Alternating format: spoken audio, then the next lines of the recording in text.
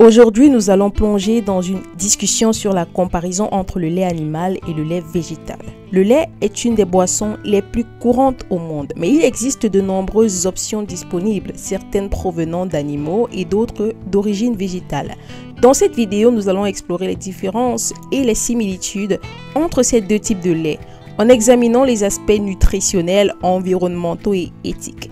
Cette vidéo vous fournira des informations précieuses pour vous aider à faire des choix éclairés. Si vous avez déjà laissé un pouce bleu, eh bien je crois qu'on est bon pour démarrer cette vidéo. Le lait de vache est produit par les glandes mammaires des vaches femelles. Cette production de lait est une des caractéristiques biologiques propres aux mammifères femelles, y compris des vaches. Voici comment le processus fonctionne. Les vaches ont un système mammaire composé de 4 glandes mammaires généralement situées sous le ventre. Ces glandes mammaires sont composées de lobules contenant des alvéoles qui sont de petits sacs remplis de cellules spécialisées appelées cellules glandulaires. La production de lait chez une vache est régulée par des hormones. La prolactine. La prolactine est une hormone produite par l'hypophyse qui joue un rôle essentiel dans la stimulation des glandes mammaires pour produire du lait. La libération de la prolactine est généralement déclenchée par la naissance d'un veau ou par la traite régulière de la vache. Une fois que la stimulation hormonale a lieu, les cellules glandulaires dans les alvéoles des glandes mammaires commencent à produire du lait. Le lait est principalement composé d'eau, de matières grasses, de protéines, de lactose, qui est un autre type de sucre, de minéraux et de vitamines. Pour recueillir le lait de vache, il est généralement nécessaire de traire la vache. Cela implique de presser doucement les mamelles de la vache pour extraire le lait. La traite peut être effectuée à la main ou à l'aide de machines à traire modernes dans des fermes laitières. Une fois recueilli, le lait de vache est alors stocké et peut être transformé en divers produits laitiers tels que le fromage, le yaourt, le beurre, la crème ou le lait en poudre. Maintenant, le lait de vache a quelques avantages. Le lait de vache est riche en calcium, en protéines, en vitamines, en minéraux, comme je l'ai dit plus tôt. C'est une source d'hydratation, d'énergie et de nutriments pour les enfants surtout.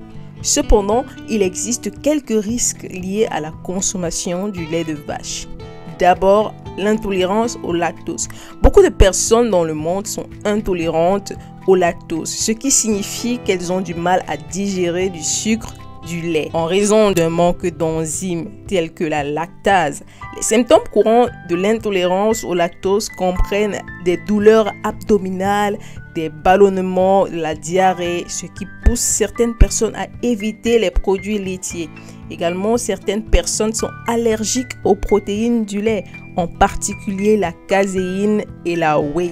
Les allergies peuvent provoquer des réactions graves, notamment des éruptions cutanées, des difficultés à respirer et un choc anaphylactique.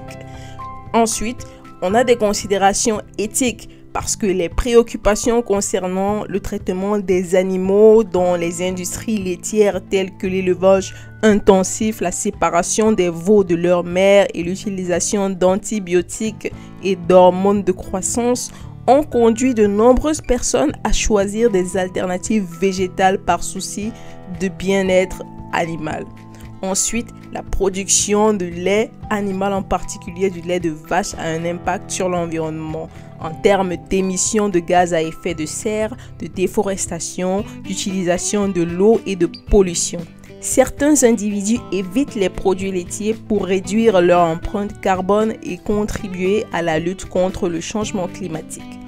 Ensuite, pour des raisons de santé, certains professionnels de la santé et groupes de recherche ont soulevé des questions sur les effets potentiels du lait animal sur la santé, notamment en ce qui concerne les problèmes inflammatoires, les maladies cardiovasculaires et le risque de certains cancers. Cependant, ces questions font encore l'objet de débats et de recherches. Ensuite, parlons du lait végétal. Ok, on a assez développé sur le lait animal, mais il est important de savoir également de quoi est-ce que le lait végétal se constitue. Les laits végétaux, également appelés lait végétal ou boisson végétale, sont des liquides produire à partir des différentes sources végétales, contrairement au lait de vache qui provient d'animaux. Chaque type de lait végétal a son origine spécifique en fonction de la plante ou de la source à partir de laquelle il est fabriqué.